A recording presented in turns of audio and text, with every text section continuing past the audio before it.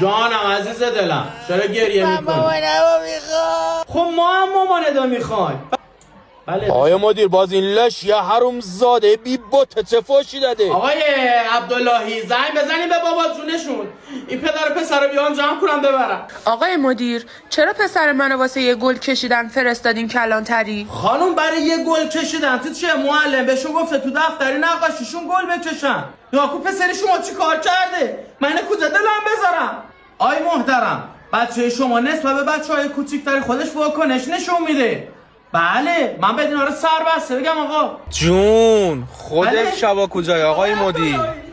قاسمی دست شلوار درا یاسر زاده اصل اردبیلی نکن آقا نکن پسرم بذار زمین سنگو. اوی حیوان گوساله نشاش تو آب خوری علی پروین.